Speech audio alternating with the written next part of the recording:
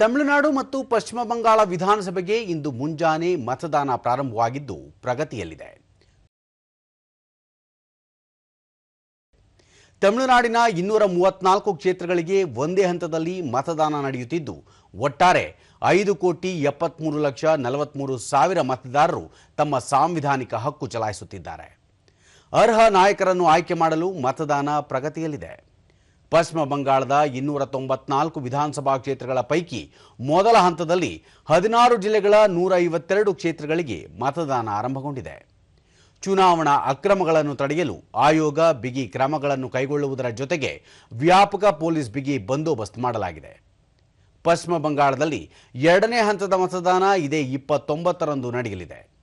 ತಮಿಳುನಾಡು, ಕೇರಳ, ಪುದುಚೇರಿ, ಅಸ್ಸಾಂ ಹಾಗೂ ಪಶ್ಚಿಮ ಬಂಗಾಳ ವಿಧಾನಸಭೆಯ ಜೊತೆಗೆ ಕರ್ನಾಟಕದ 2 ಕ್ಷೇತ್ರಗಳು ಸೇರಿದಂತೆ ಹಲವು ರಾಜ್ಯಗಳ ವಿಧಾನಸಭೆಯ ಉಪಚುನಾವಣೆಯ ಮತ ಎಣಿಕೆ ಮೇ 4ರಂದು ಜರುಗಲಿದೆ.